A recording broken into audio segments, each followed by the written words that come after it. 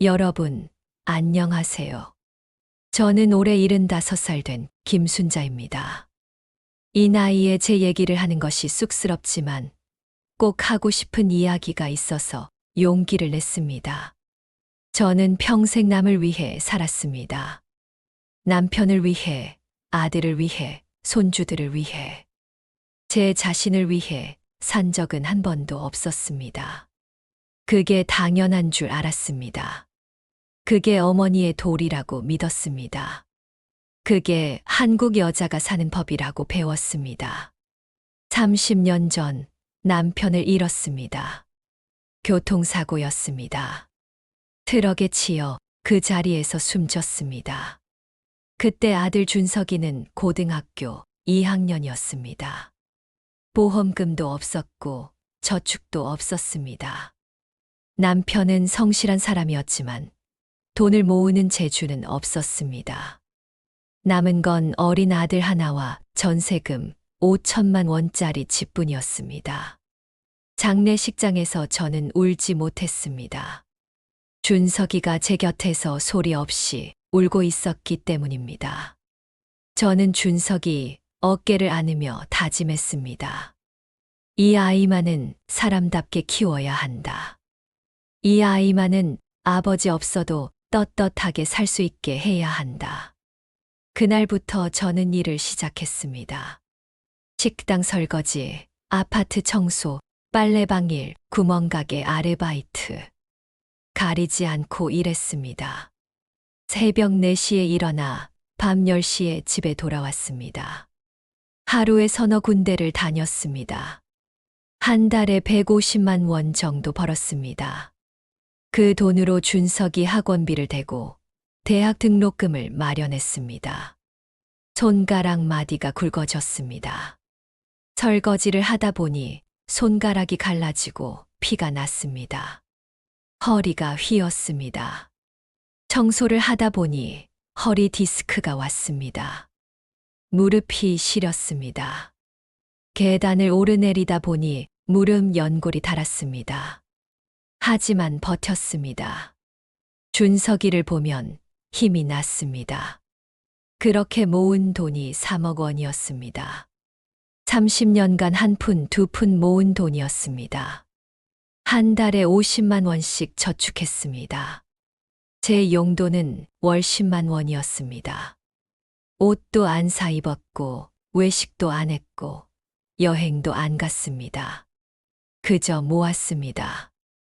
노후를 위해서, 준석이를 위해서 모았습니다. 그 돈은 제 인생 전부였습니다. 제 청춘이었고, 제 땀이었고, 제 눈물이었습니다. 매달 통장에 찍히는 숫자를 보며 뿌듯했습니다.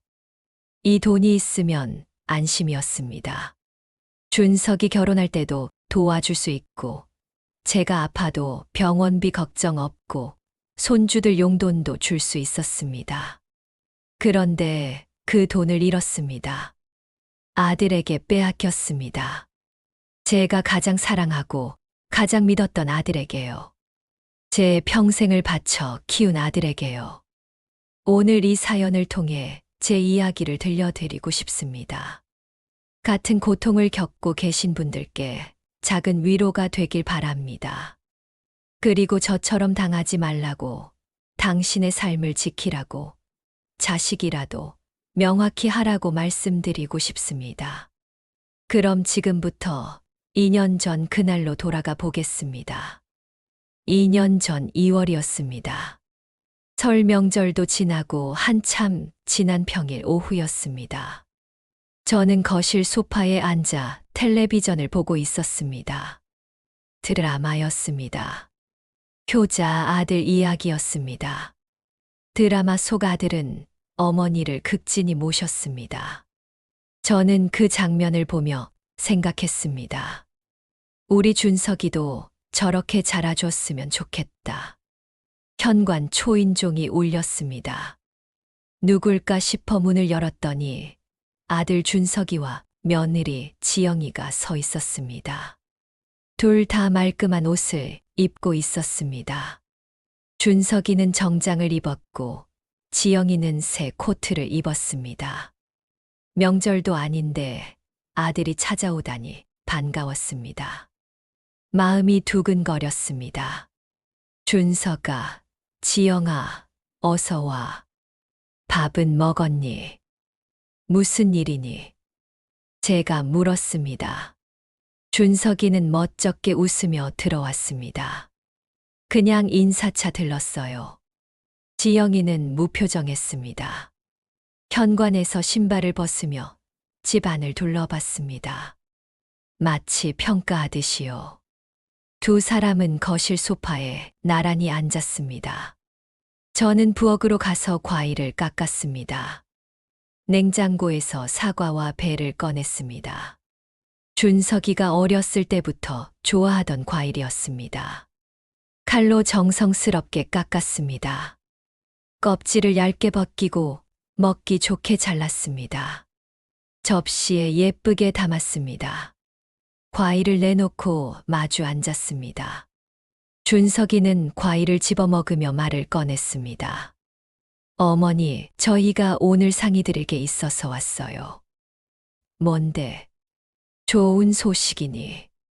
저는 웃으며 물었습니다. 혹시 지영이 둘째 가진 거니? 기대에 찬 목소리였습니다. 준석이가 고개를 저었습니다. 아니에요. 사실은요. 준석이가 지영이를 쳐다봤습니다. 지영이가 말했습니다.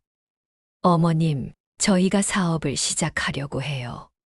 식당 사업이요. 저는 놀랐습니다. 식당이라니. 준석이는 중소기업에서 15년째 다니고 있었습니다. 대기업은 아니었지만 나름 안정적인 직장이었습니다. 과장까지 올라갔습니다. 준서가 회사 그만두려고. 제가 걱정스럽게 물었습니다. 준석이가 대답했습니다. 네. 이제 40이 넘었는데 평생 월급쟁이로 살 수는 없잖아요. 제 사업을 하고 싶어요. 요즘 식당 사업이 잘 된대요. 저는 복잡한 심경이었습니다. 한편으로는 기뻤습니다. 아들이 자기 인생을 개척하려 한다니 대견했습니다. 하지만 한편으로는 불안했습니다. 안정적인 직장을 버리고 사업을 한다는 게 걱정됐습니다. 그래, 좋은 생각이다. 하지만 돈은 있니? 사업 자금 말이야. 준석이가 말을 멈췄습니다. 과일을 집었다가 내려놨습니다. 지영이가 끼어들었습니다. 그게 말이죠, 어머님. 저희가 돈이 좀 부족해요. 자리는 좋은 데를 찾았는데 보증금이랑 인테리어비가 필요해요. 얼마나 부족한데? 제가 조심스럽게 물었습니다. 지영이가 잠시 망설이더니 대답했습니다. 3억 원이요. 목소리가 작았지만 또렷했습니다. 저는 숨이 막혔습니다. 3억 원이라니. 제 통장에 있는 전 재산이었습니다. 30년 동안 한 푼, 두 푼 모은 돈이었습니다. 가슴이 철렁 내려앉았습니다. 3억이라니. 그게 얼마나 큰 돈인데. 준석이가 조심스럽게 말했습니다. 어머니, 저희한테 빌려주실 수 있을까요? 사업 잘 되면 바로 갚을게요. 1년만 기다려주세요. 저는 망설였습니다. 3억 원은 제게 너무 큰 돈이었습니다. 노후 자금이었습니다. 혹시 제가 아프면 써야 할 돈이었습니다.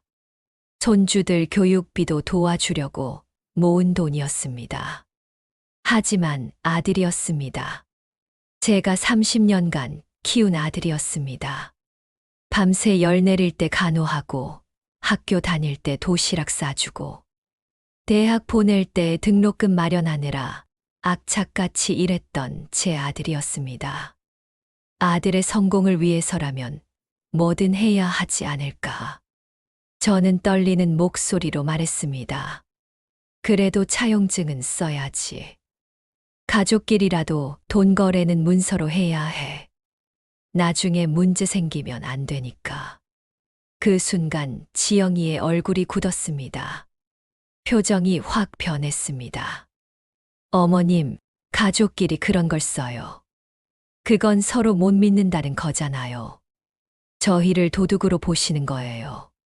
저는 당황했습니다. 지영이의 목소리에 날이 서 있었습니다. 아니야. 그런 게 아니라 그냥 정리를 확실히 하자는 거지. 준석이가 말했습니다. 어머니, 저 어머니 아들이에요. 43년을 같이 살았잖아요. 못 믿으세요. 제가 언제 어머니한테 거짓말했어요. 꼭 갚을게요. 약속해요. 제 손에 장을 지져요. 저는 아들의 눈을 봤습니다. 진심이 담긴 눈이었습니다. 적어도 저는 그렇게 믿었습니다. 준석이는 어렸을 때부터 거짓말을 안 하는 아이였습니다. 그 눈을 보니 믿고 싶었습니다. 결국 저는 고개를 끄덕였습니다. 알았어. 어머니가 너를 믿을게. 하지만 꼭 갚아야 해. 이건 내 평생 돈이야. 30년 동안 모은 거야. 준석이가 웃었습니다. 당연하죠. 제가 어머니 은혜 있겠어요.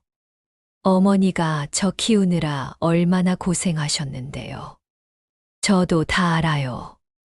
그날 저는 준석이와 함께 은행에 갔습니다. 창구 직원이 물었습니다. 전액 해지하시는 거예요. 저는 고개를 끄덕였습니다. 적금을 해지하고 예금을 찾았습니다. 3억 원을 준석이 통장으로 이체했습니다. 통장 잔액이 줄어드는 걸 보며 가슴이 텅 빈 것 같았습니다. 3억이 빠져나가고 300만 원이 남았습니다. 그 순간 무서웠습니다. 이게 맞는 걸까? 하지만 이미 송금 버튼을 눌렀습니다. 집으로 돌아오는 길, 준석이가 말했습니다. 어머니, 정말 감사해요. 제가 꼭 성공해서 어머니 편하게 해드릴게요. 저는 웃으며 대답했습니다. 그래, 열심히 해라. 어머니는 내가 잘 되는 게 소원이야. 하지만 아들을 위한 일이니 괜찮다고 생각했습니다. 아들이 성공하면 제가 받은 것보다 더 많이 돌려받을 거라고 믿었습니다. 준석이가 큰 식당 사장님이 되면 저도 편하게 살 수 있을 거라고 믿었습니다. 일주일 후 준석이한테서 전화가 왔습니다. 어머니, 식당 계약했어요. 강남에 좋은 자리 잡았어요. 다음 주부터 인테리어 시작해요. 저는 안심했습니다. 아들이 정말로 사업을 시작하는구나. 믿길 잘했구나. 제가 말했습니다. 준석아, 잘 됐다. 인테리어 끝나면 엄마도 구경 가도 되지. 준석이가 웃으며 대답했습니다. 당연하죠. 어머니가 제일 먼저 초대할게요. 한 달이 지났습니다. 저는 시장에 장을 보러 갔습니다. 손주들 반찬을 만들어 주려고 갔습니다. 고기도 사고 채소도 샀습니다. 두 손 가득 장바구니를 들고 버스 정류장으로 걸어가고 있었습니다. 그런데 길 건너편에서 이상한 광경을 봤습니다. 번쩍번쩍 빛나는 새 차가 서 있었습니다. 검은색 외제차였습니다. 차 번호판을 보니 새 차였습니다. 가격이 7천만 원은 넘어 보였습니다. 차 문이 열리고 누가 내렸습니다. 준석이었습니다. 그리고 지영이도 함께 내렸습니다. 두 사람은 웃으며 백화점으로 걸어갔습니다. 지영이는 새 가방을 들고 있었습니다. 명품 가방 같았습니다. 저는 그 자리에 서서 멍하니 바라봤습니다. 믿을 수가 없었습니다. 저 차가 우리 준석이 차일까? 사업 시작한다고 돈 빌려간 지 한 달밖에 안 됐는데, 인테리어 한다고 했는데, 장바구니가 무거웠지만 움직일 수가 없었습니다. 준석이와 지영이가 백화점 안으로 사라질 때까지 서 있었습니다. 집에 와서 준석이한테 전화했습니다. 손이 떨렸습니다. 준석아, 차 샀니? 제가 물었습니다. 준석이가 잠시 머뭇거리더니 대답했습니다. 아, 네. 중고차예요. 사업하려면 차도 필요하잖아요. 거래처도 다녀야 하고 재료도 사러 다녀야 하고요. 중고차라고 했지만 저는 알았습니다. 그 차는 새 차였습니다. 번호판이 새 거였으니까요. 하지만 저는 믿고 싶었습니다. 아들 말을 믿고 싶었습니다. 저는 불안했지만 참았습니다. 그래, 그럴 수도 있지. 사업하는 사람이면 체면도 있어야 하니까. 며칠 후 우연히 지영이 SNS를 봤습니다. 손녀 미소가 저에게 보여줬습니다. 할머니, 엄마 사진 봐요. 엄마 예뻐요. 여기 가방 좀 봐요. 핸드폰 화면에는 지영이 사진이 가득했습니다. 명품 가방을 들고 찍은 사진, 고급 레스토랑에서 찍은 사진, 호텔 로비에서 찍은 사진. 매일 새로운 사진이 올라왔습니다. 옷도 계속 새 옷이었습니다. 가방도 바뀌었습니다. 모든 사진마다 가격표가 보이는 것 같았습니다. 저 가방 200만 원, 저 옷 150만 원, 저 레스토랑 식사 1인당 10만 원. 계산이 자동으로 됐습니다. 저는 숨이 막혔습니다. 저 가방, 저 옷, 저 음식들. 다 제 돈으로 산 것들이었습니다. 제가 30년 동안 새벽부터 밤까지 일해서 모은 돈으로. 제가 설거지하다 손가락이 갈라지고, 청소하다 허리가 휘고, 빨래하다 무릎이 망가지며 모은 돈으로요. 저는 다시 준석이한테 전화했습니다. 준석아, 사업은 잘 돼가니? 인테리어는 다 됐어. 준석이가 대답했습니다. 네, 잘 되고 있어요. 인테리어 거의 다 끝났어요. 다음 달쯤 오픈할 것 같아요. 언제 오픈하니? 정확한 날짜 좀 알려줘. 엄마가 떡이라도 돌려야지. 제가 물었습니다. 준석이가 말을 흐렸습니다. 그게 조금 늦어질 것 같아요. 허가 문제가 좀 있어서요. 보건소 검사도 받아야 하고요. 저는 불안했지만 믿고 싶었습니다. 아들이 거짓말을 할 리 없다고, 제 아들은 그런 아이가 아니라고 믿고 싶었습니다. 하지만 밤마다 잠이 오지 않았습니다. 침대에 누워 천장을 보며 생각했습니다. 혹시 내가 잘못 판단한 건 아닐까? 3억 원은 너무 큰 돈이었는데 차용증을 받아둘 걸 그랬나? 석 달이 지났습니다. 식당 소식은 없었습니다. 준석이는 바쁘다며 연락이 뜸했습니다. 전화하면 회의 중이라고, 거래처 미팅 중이라고 했습니다. 저는 직접 준석이 집으로 찾아갔습니다. 버스를 3번 갈아타고 갔습니다. 아파트 현관 앞에 섰습니다. 초인종을 눌렀습니다. 안에서 소리가 들렸지만 문은 열리지 않았습니다. 텔레비전 소리가 들렸습니다. 아이들 웃는 소리도 들렸습니다.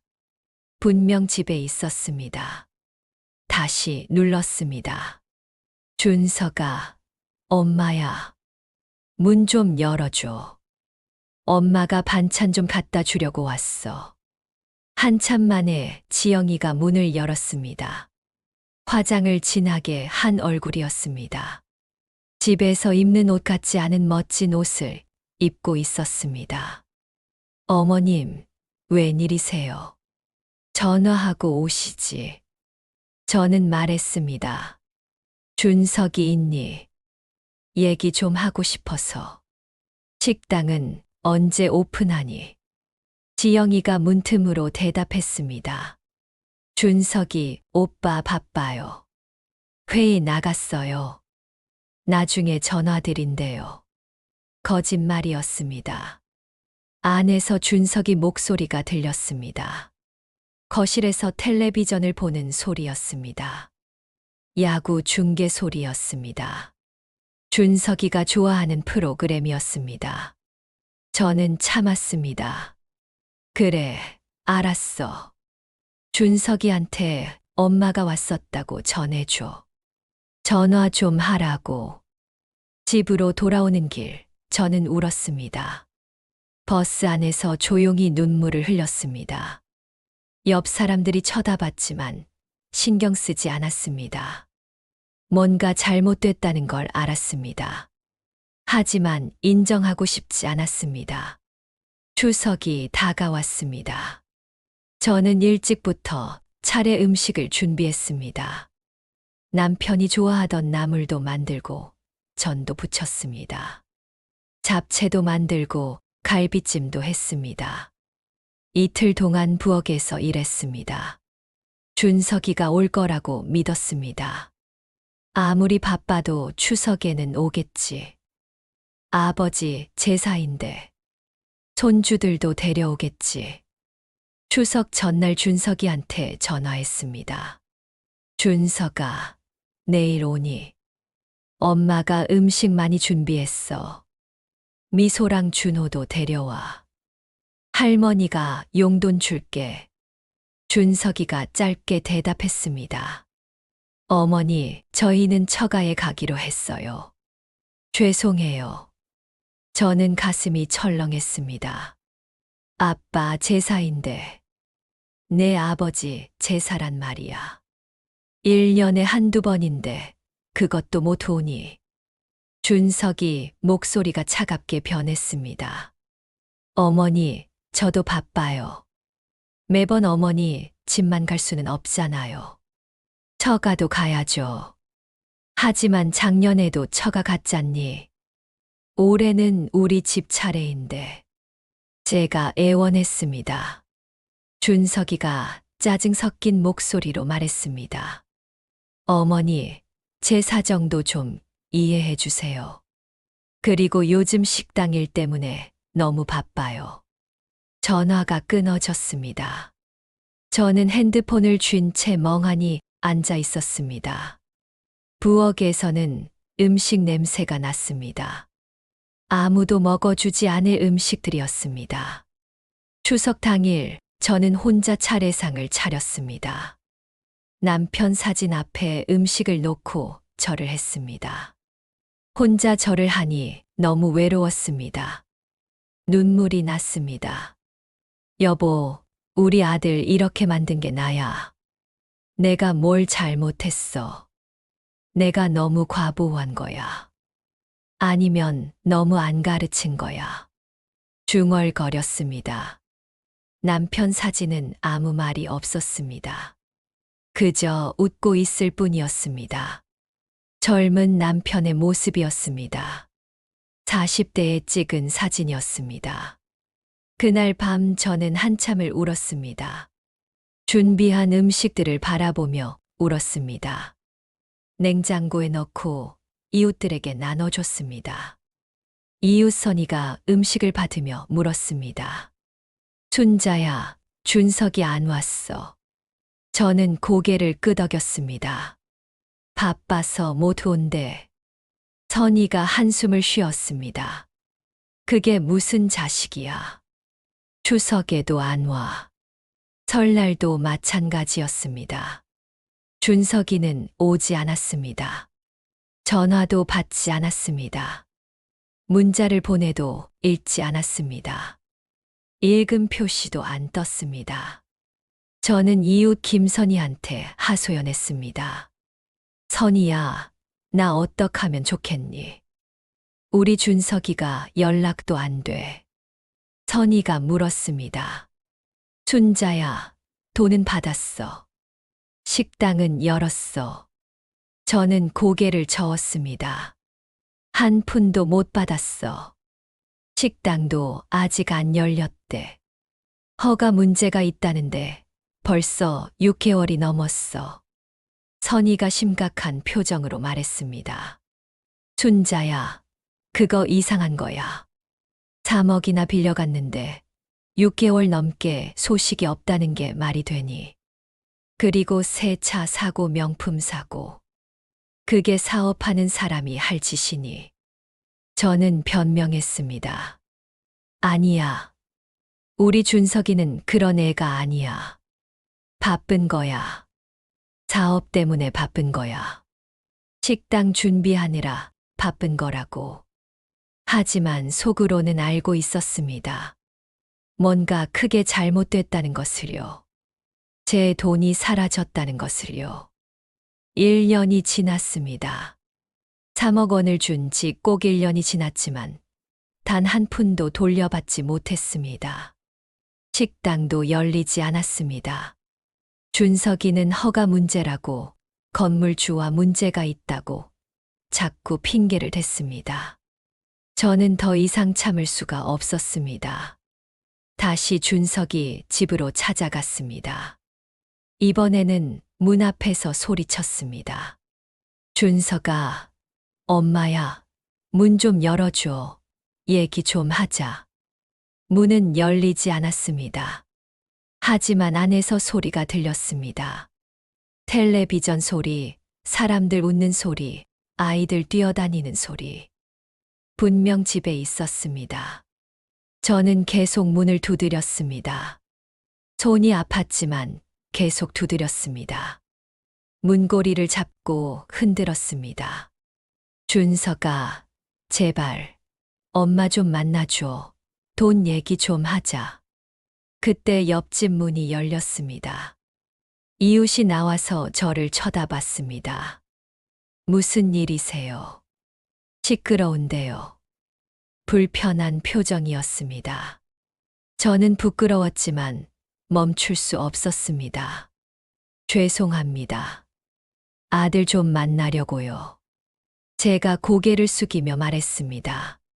한참 후 문이 열렸습니다. 지영이었습니다. 짜증난 표정이었습니다. 화장기 없는 얼굴이었지만 비싼 옷을 입고 있었습니다. 어머님, 왜 이러세요? 창피하게. 이웃들이 다 쳐다보잖아요. 저는 물었습니다. 돈 언제 갚을 거니? 1년이 넘었어. 식당은 언제 여니? 제발 대답 좀 해줘. 지영이가 비웃었습니다. 그 웃음이 차갑고 날카로웠습니다. 어머님, 그 돈 어차피 준석이 오빠 돈 아니에요. 어머님 돌아가시면 준석이 오빠가 받을 돈이잖아요. 상속받을 돈이요. 미리 받았다고 생각하세요. 저는 믿을 수가 없었습니다. 뭐라고? 지금 무슨 소리 하는 거니? 안에서 준석이 목소리가 들렸습니다. 그냥 들어와. 지영아, 들어오라고 해. 지영이가 문을 더 열었습니다. 저는 안으로 들어갔습니다. 거실에는 새 텔레비전이 걸려 있었습니다. 큰 화면이었습니다. 소파도 새 것이었습니다. 고급스러운 가죽 소파였습니다. 준석이는 소파에 앉아 맥주를 마시고 있었습니다. 편한 옷을 입고 있었습니다. 저를 보더니 한숨을 쉬었습니다. 저는 말했습니다. 준석아, 식당은 어떻게 된 거니? 1년이 넘었는데 소식이 없지 않니? 준석이가 대답했습니다. 어머니, 계획이 바뀌었어요. 식당은 안 하기로 했어요. 저는 놀랐습니다. 안 한다고. 그럼 그 돈은 어떡하고? 3억은 어디 갔어? 지영이가 끼어들었습니다. 어머님, 우리도 힘들어요. 사업이 생각보다 안 풀렸어요. 자리도 안 좋고, 임대료도 너무 비싸고. 그래서 포기했어요. 그 돈은 이미 다 썼어요. 저는 소리쳤습니다. 다 썼다고. 3억을 어디다 썼어? 그럼 차는 뭐니? 명품 가방은 뭐니? 해외여행은 뭐니? 매일 좋은 데서 밥 먹는 건 뭐니? 지영이 얼굴이 굳었습니다. 그리고 차갑게 말했습니다. 어머님, 우리 사생활까지 간섭하시는 거예요. 우리가 뭘 하든 우리 자유잖아요. 저는 울먹였습니다. 그게 내 돈으로 한 거잖니. 내가 30년 동안 모은 돈으로. 내가 손가락 갈라지고 허리 휘고 무릎 망가지며 모은 돈으로 너희가 호강한 거잖니. 지영이가 비웃으며 말했습니다. 배째든지 하세요. 어차피 우리한테 돈 없어요. 어머님 돌아가시면 받을 돈 미리 받은 거라고요. 그 말이 제 가슴에 박혔습니다. 배째라. 아들 며느리가 제게 한 말이었습니다. 배를 째라고, 죽으라고, 그런 뜻이었습니다. 저는 뒤로 물러섰습니다. 준석이는 아무 말도 하지 않았습니다. 그저 맥주만 마시고 있었습니다. 제 눈을 마주치지 않았습니다. 저는 문을 열고 나왔습니다. 뒤에서 문이 쾅 닫혔습니다. 저는 그 자리에 주저앉았습니다. 복도 바닥에 주저앉아 울었습니다. 집으로 돌아왔습니다. 침대에 누워 천장을 봤습니다. 제가 뭘 잘못했을까? 아들을 어떻게 키웠기에 이런 인간이 됐을까? 제가 너무 잘해줬나? 아니면 제가 너무 약하게 키웠나? 그날 밤 저는 남편 사진을 꺼내 봤습니다. 결혼 사진이었습니다. 젊은 남편과 젊은 제가 웃고 있었습니다. 행복했던 시절이었습니다. 여보, 미안해. 내가 아들을 잘못 키웠어. 당신한테 부끄러워. 당신이 살아있었으면 이런 일은 없었을 텐데. 중얼거렸습니다. 다음 날 아침 준석이 번호로 전화했습니다. 받지 않았습니다. 문자를 보냈습니다. 읽지 않았습니다. 엄마 아프다. 엄마 힘들다. 돈 좀 돌려달라. 계속 보냈지만 답장은 없었습니다. 일주일 후 다시 전화했습니다. 이번에는 받았습니다. 하지만 준석이 목소리는 차갑기만 했습니다. 어머니, 그만 전화하세요. 저희도 힘들어요. 계속 이러시면 번호 바꿀 거예요. 준석아, 엄마가 30년 동안 모은 돈이야. 엄마, 노후 자금이야. 제가 애원했습니다. 준석이가 말했습니다. 알아요. 하지만 지금은 돈이 없어요. 저도 빚이 있어요. 나중에 형편 나아지면 갚을게요. 언제? 몇 년 후. 제가 물었습니다. 준석이가 대답하지 않았습니다. 그리고 전화를 끊었습니다. 그 후 준석이는 제 번호를 차단했습니다. 전화도 안 되고 문자도 안 되었습니다. 발신 제한 안내만 나왔습니다.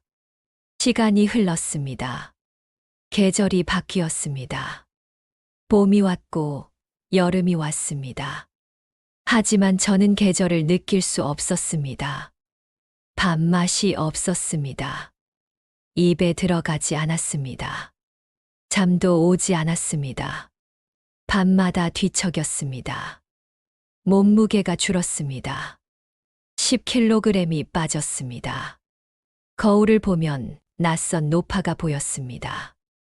살이 빠지고 주름이 깊어지고 눈빛이 죽어 있었습니다. 어느 날 아침 화장실에 가려다 쓰러졌습니다. 눈앞이 캄캄해지며 바닥에 쓰러졌습니다.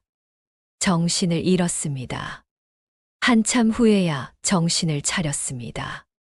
바닥에 누워 천장을 봤습니다. 몸을 움직일 수가 없었습니다. 한참 후 겨우 일어났습니다. 벽을 잡고 거실로 나왔습니다. 전화기를 들고 선희에게 전화했습니다. 선희야, 나 좀 도와줘. 쓰러졌어. 이웃 선희가 달려왔습니다. 문을 두드렸습니다. 순자야, 괜찮아. 문 열어. 저는 겨우 문을 열었습니다. 선희가 저를 부축했습니다. 순자야, 얼굴이 왜 이래? 병원 가야 해. 선희가 저를 병원에 데려갔습니다. 택시를 타고 응급실로 갔습니다. 응급실에서 검사를 받았습니다. 의사 선생님이 심각한 표정으로 말씀하셨습니다. 어머니, 심장에 문제가 있습니다. 혈압도 너무 높고요. 정밀 검사를 해봐야겠습니다. 입원하셔야 할 것 같습니다. 일주일간 입원했습니다. 여러 검사를 받았습니다. 피 검사, 심전도 검사, 초음파 검사, CT 촬영. 매일 검사실로 다녔습니다. 결과가 나왔습니다. 의사 선생님이 저를 따로 부르셨습니다. 상담실로 갔습니다. 선생님은 조심스럽게 말씀하셨습니다. 어머니, 심장 판막에 문제가 있습니다. 혈액순환이 제대로 안 되고 있어요. 수술을 받으셔야 합니다. 수술이요? 제가 떨리며 물었습니다. 선생님이 고개를 끄덕이셨습니다. 네. 빨리 받으셔야 합니다. 늦으면 위험합니다. 심장마비가 올 수도 있어요. 얼마나 위험한가요? 제가 물었습니다. 선생님이 대답하셨습니다. 수술하지 않으면 1년 내에 위험할 수 있습니다. 하지만 수술하시면 완치 가능합니다. 수술비는 얼마나 드나요? 제가 떨리는 목소리로 물었습니다. 선생님이 대답하셨습니다. 2천만 원 정도 필요합니다. 수술비, 입원비, 약값 다 합치면 그 정도입니다. 저는 멍해졌습니다. 2천만 원. 제 통장에는 300만 원밖에 없었습니다. 3억 원을 다 아들에게 줘버렸으니까요. 집을 팔아야 하나. 하지만 집은 전세였습니다. 전세금 5천만 원이었지만 그것도 제 돈이 아니었습니다. 선희가 제 손을 잡았습니다. 순자야, 준석이한테 연락해봐. 아들이 엄마 수술비는 내야지. 자식이 뭐 하러 있어. 저는 고개를 저었습니다. 연락 안 돼. 번호 차단했어. 제가 울먹였습니다. 선희가 화를 냈습니다. 그게 무슨 자식이야. 엄마가 죽어가는데. 내가 준석이 회사로 전화해볼까.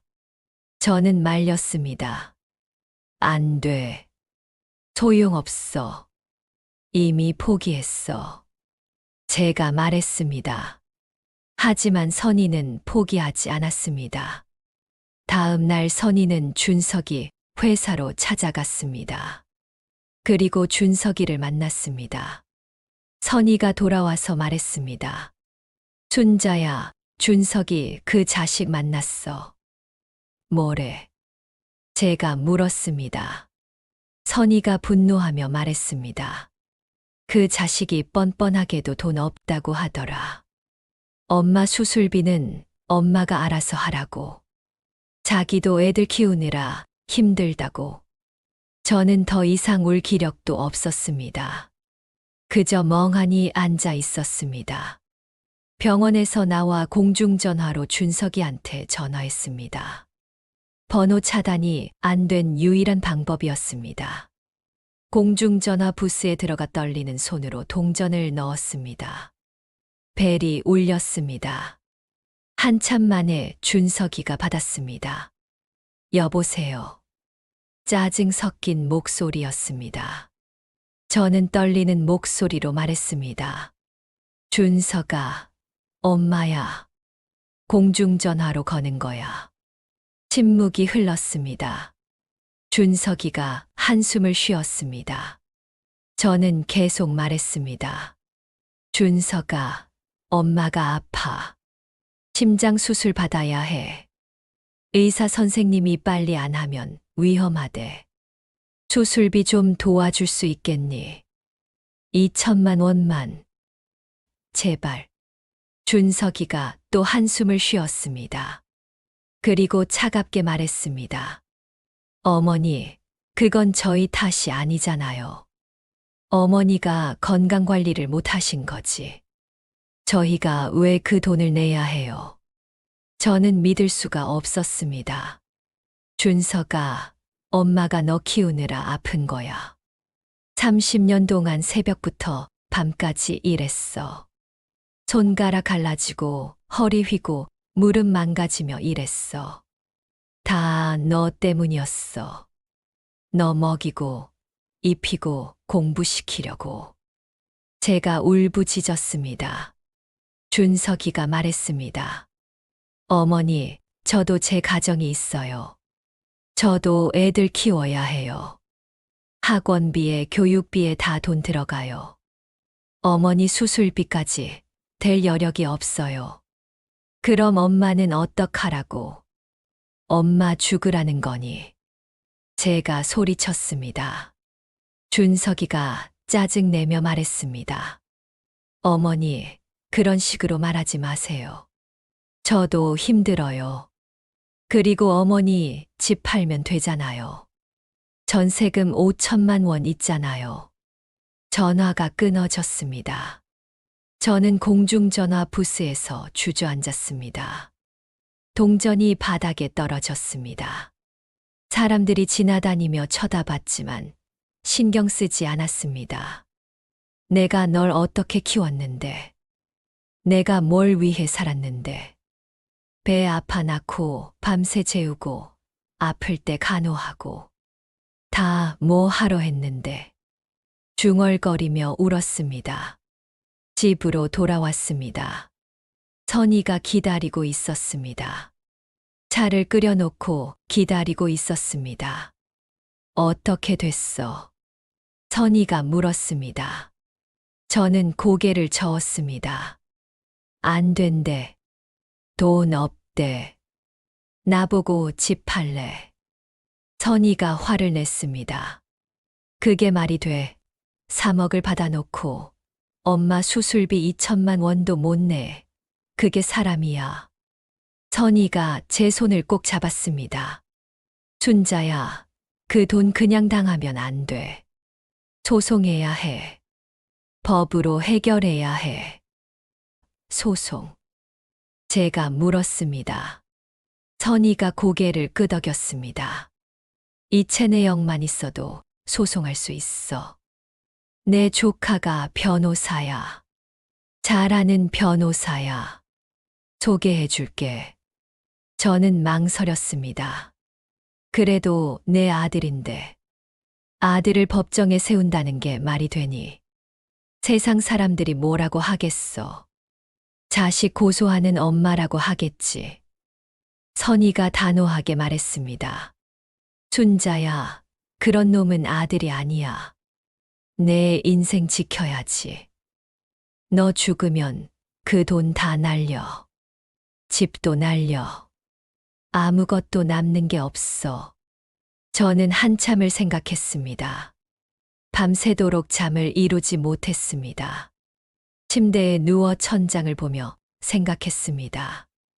남편 사진을 봤습니다. 젊은 남편이 웃고 있었습니다. 여보, 내가 어떻게 해야 할까? 아들을 고소한다는 게 맞는 일일까? 자식을 법정에 세우는 엄마가 된다는 게 말이 되니. 하지만 나도 살고 싶어. 나도 인생이 있어. 남편은 대답하지 않았습니다. 하지만 제 마음속에서 목소리가 들렸습니다. 당신 인생을 지켜. 당신도 살 권리가 있어. 잘못한 건 준석이야. 당신이 아니야. 새벽이 되었습니다. 동이 트기 시작했습니다. 창밖으로 새 소리가 들렸습니다. 저는 결심했습니다. 아들이든 뭐든 상관없어.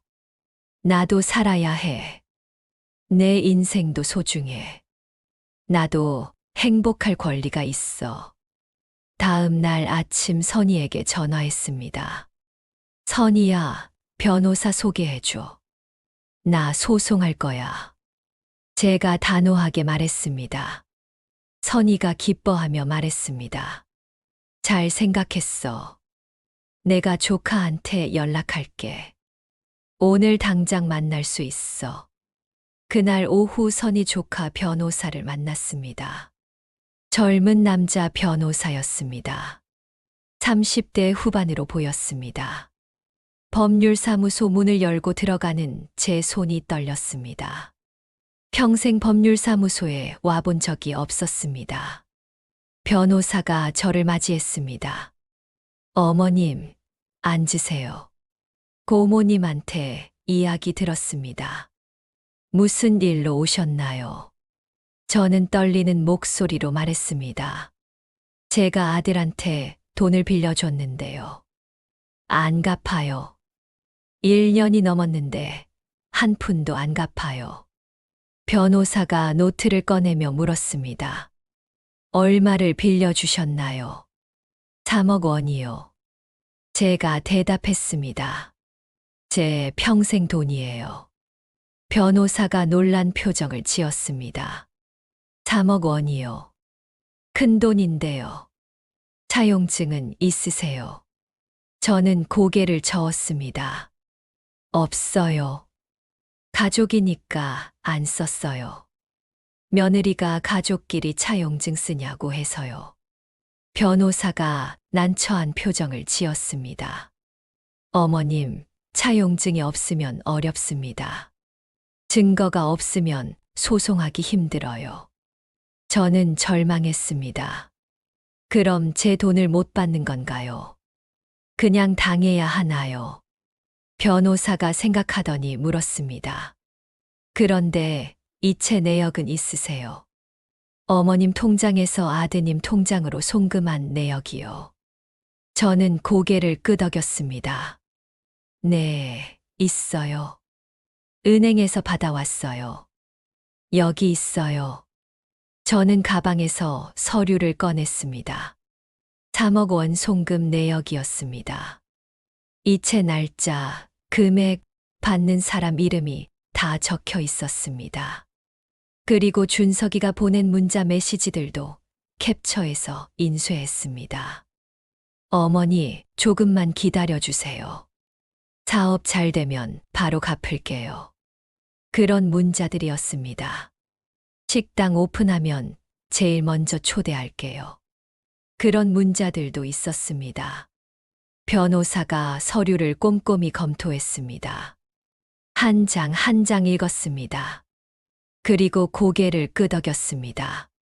어머님, 승소 가능성이 높습니다. 이 문자들이 차용 사실을 증명해 줍니다. 사업 잘 되면 갚겠다는 말은 빌린 것을 인정하는 거예요. 저는 눈물이 났습니다. 정말요? 제 돈을 받을 수 있어요. 제가 물었습니다. 변호사가 말했습니다. 네. 하지만 어머님, 준비하셔야 할 게 있습니다. 소송하시면 아드님과의 관계는 돌이킬 수 없습니다. 법정에서 만나는 순간 가족 관계는 끝난다고 보셔야 해요. 저는 대답했습니다. 이미 관계는 끝났어요. 아들이 저를 버렸어요. 번호 차단하고 명절에도 안 오고 제가 아파도 외면했어요. 변호사가 제 손을 잡았습니다. 어머님, 용기 내세요. 어머님도 살 권리가 있습니다. 어머님 인생도 소중합니다. 그 말에 저는 울었습니다. 평생 처음으로 누군가 제게 그런 말을 해줬습니다. 제게도 살 권리가 있다고, 제 인생도 소중하다고. 소장을 작성했습니다. 변호사가 필요한 서류들을 준비했습니다. 이체 내역, 문자 메시지, 통화 기록. 모든 증거를 모았습니다. 일주일 후 법원에 소장을 제출했습니다. 재판 날짜가 잡혔습니다. 2달 후였습니다. 그 2달이 길게 느껴졌습니다. 매일 불안했습니다. 혹시 제가 질까봐, 혹시 법이 제 편이 아닐까봐. 재판 날이 왔습니다. 저는 떨리는 다리로 법원에 갔습니다. 선희가 함께 갔습니다. 선희가 제 손을 꼭 잡아줬습니다. 괜찮아. 순자야. 내가 이길 거야. 법원 건물은 컸습니다. 위압적이었습니다. 법정 앞에 섰습니다. 문 너머로 준석이가 보였습니다. 지영이도 함께 있었습니다. 두 사람은 변호사와 이야기하고 있었습니다. 준석이도 변호사를 고용했습니다. 제 가슴이 아팠습니다. 저 사람이 제가 30년간 키운 아들이구나. 제가 목숨보다 사랑했던 아들이구나. 이제 법정에서 만나는 사이가 됐구나. 법정 문이 열렸습니다. 안으로 들어갔습니다. 판사님이 앉아 계셨습니다. 중년의 여자 판사님이었습니다. 저는 원고석에 앉았습니다. 준석이와 지영이는 피고석에 앉았습니다. 몇 미터 떨어지지 않은 거리였지만 천리처럼 멀게 느껴졌습니다. 준석이는 고개를 숙이고 있었습니다. 저를 쳐다보지 않았습니다. 재판이 시작되었습니다. 판사님이 물었습니다. 원고, 청구 취지를 말씀해 보세요.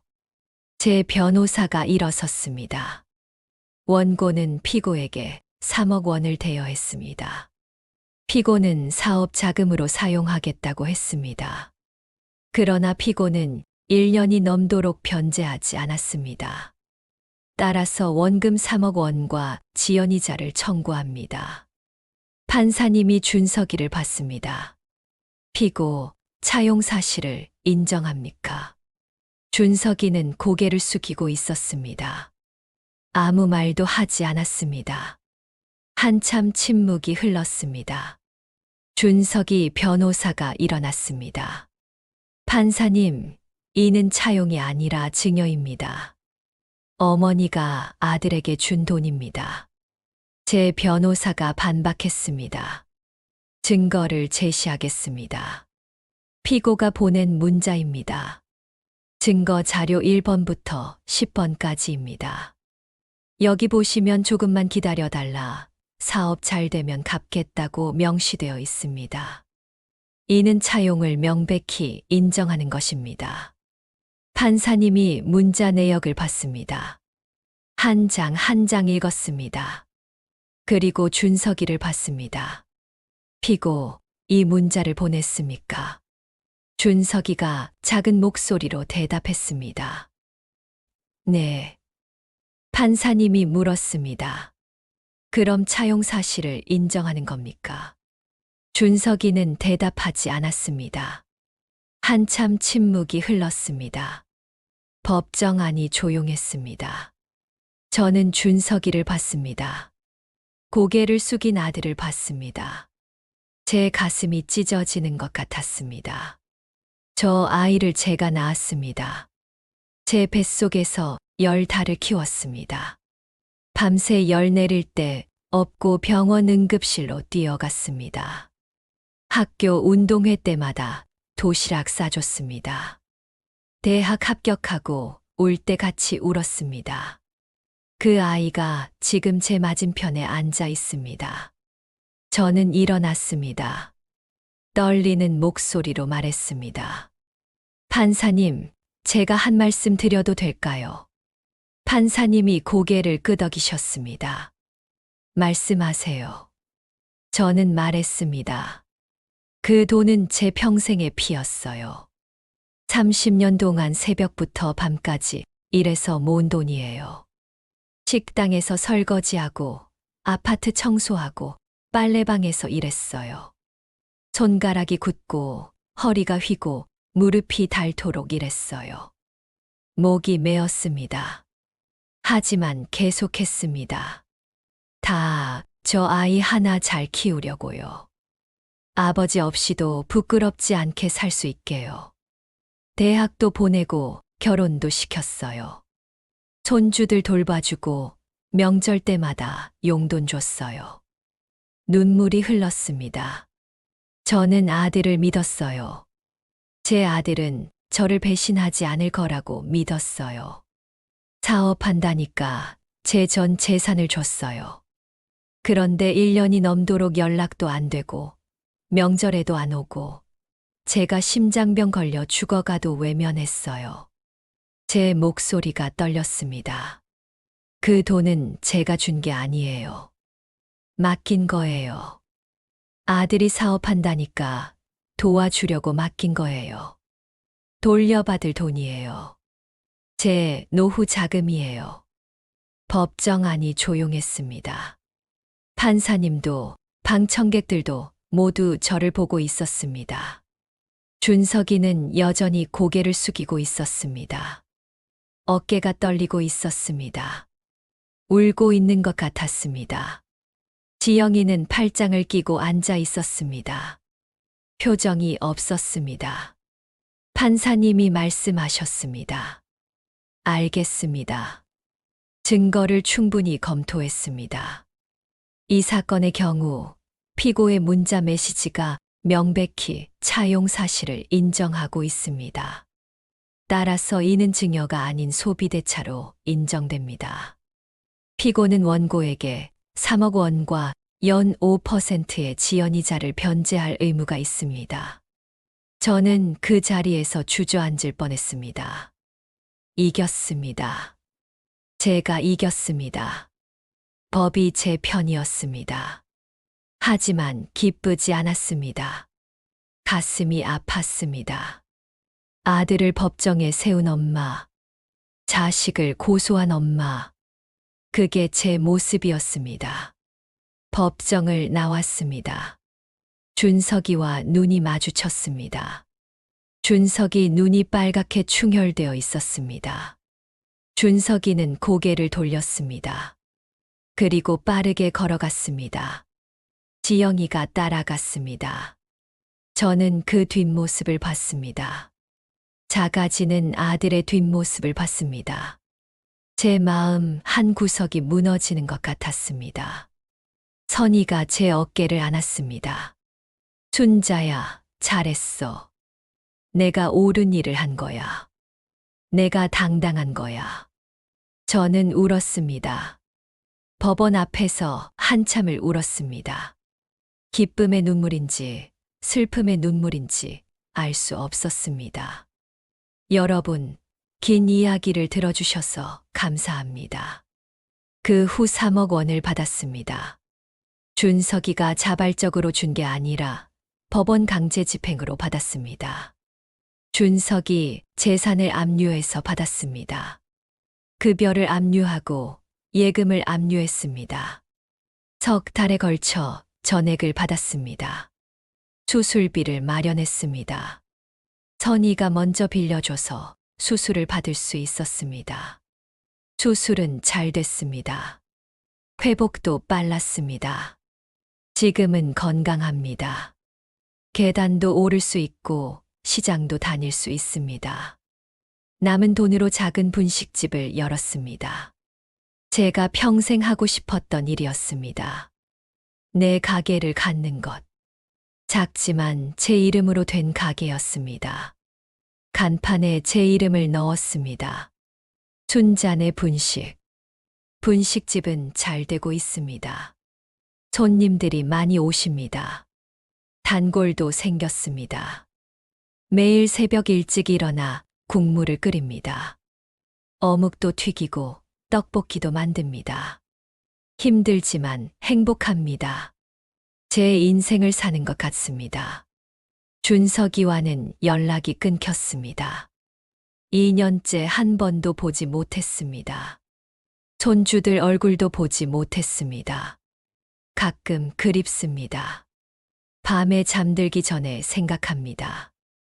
미소는 잘 크고 있을까? 준호는 학교 잘 다니고 있을까? 하지만 후회하지 않습니다. 돌이켜보면 저는 평생 남을 위해 살았습니다. 남편을 위해, 아들을 위해, 제 자신을 위해 산 적이 없었습니다. 제 꿈을 꿔본 적도, 제 행복을 생각해 본 적도 없었습니다. 그런데 이제는 다릅니다. 이제는 제가 주인공입니다. 제 인생의 주인공은 제가 되어야 한다는 걸 배웠습니다. 이 사연을 듣고 계신 분들께 말씀드리고 싶습니다. 자식을 위해 모든 걸 희생하지 마세요. 당신의 인생도 소중합니다. 당신도 행복할 권리가 있습니다. 가족이라고 무조건 믿지 마세요. 돈 거래는 반드시 문서로 하세요. 가족이라서 더 명확히 해야 합니다. 당했다면 당하고만 있지 마세요. 싸우세요. 당신의 권리를 찾으세요. 법이 있습니다. 법이 당신을 지켜줄 것입니다. 그리고 가장 중요한 것, 당신 자신을 사랑하세요. 당신도 충분히 사랑받을 자격이 있습니다. 저는 75살에 제 인생을 되찾았습니다. 늦었다고 생각하지 마세요. 지금이라도 늦지 않았습니다. 마지막으로 제 남편에게 말하고 싶습니다. 여보, 미안해요. 우리 아들 제대로 못 키워서. 하지만 이제 저도 제 인생을 살 거예요. 당신도 이해해 주시죠. 지금 이 사연을 듣고 계신 모든 분들, 오늘도 힘내세요. 당신의 인생은 당신 것입니다. 누구도 빼앗을 수 없습니다. 감사합니다.